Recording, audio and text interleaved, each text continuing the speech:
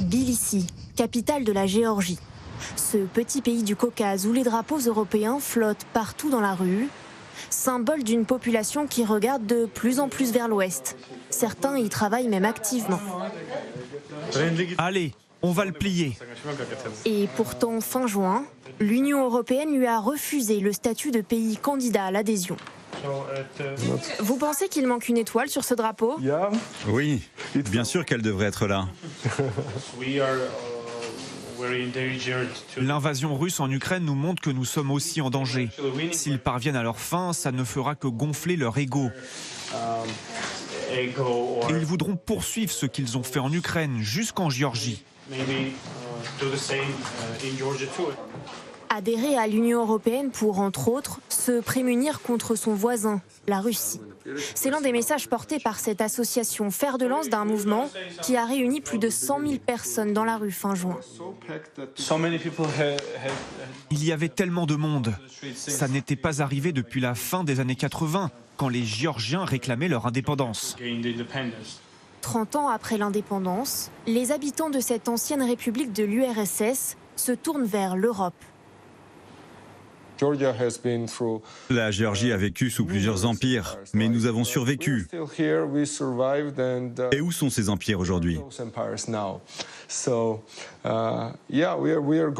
Donc nous voulons adhérer à l'Union européenne. C'est notre désir, c'est notre choix. Et c'est surtout le choix du peuple. Selon les sondages, 8 Géorgiens sur 10 sont favorables à l'adhésion. Dans un pays amputé de 20% de son territoire depuis les guerres successives avec la Russie, la plus récente en 2008. Au Parlement, où le drapeau est également hissé, c'est aussi le sujet de toutes les attentions. Ce jour-là, sous la pression de l'opinion, le parti au pouvoir convoque la presse et promet d'entamer les réformes exigées par Bruxelles.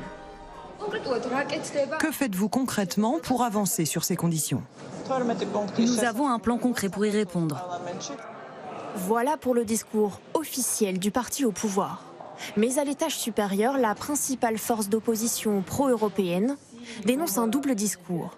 La veille, ses députés avaient demandé une session exceptionnelle pour débattre du sujet. Le pouvoir refuse et bloque l'accès à l'hémicycle. Voilà, ça c'est la porte de l'entrée dans la salle de session. Ils ont reçu un ordre par leur chef en Russie, que la Géorgie, elle doit tout faire pour ne pas devenir le membre de l'Union européenne. Et on voit qu'ils travaillent bien. L'élu accuse le pouvoir d'être pro-russe. Le Premier ministre a refusé de condamner l'agression en Ukraine et les méthodes seraient incompatibles avec l'Union européenne.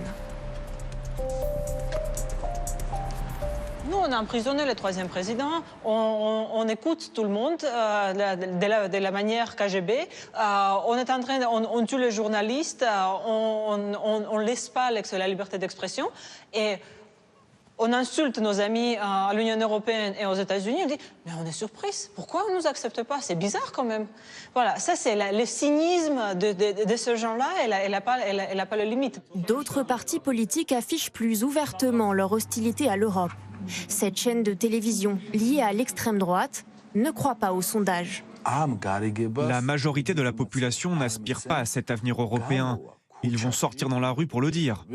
Qui est gagnant dans cette guerre en Ukraine? Les États-Unis, oui, mais l'Ukraine, la Russie et les États européens sont dans une position très difficile désormais. Regardez dans quel état sont les Européens. Le Premier ministre italien, le Premier ministre estonien, britannique, tous ont démissionné. Chaque mois, il y en a un qui démissionne. La guerre en Ukraine réveille des souvenirs douloureux en Géorgie et alimente un débat avec ou sans l'Ouest. Les pro-européens rappellent que l'adhésion à l'Union européenne est un objectif inscrit dans leur constitution.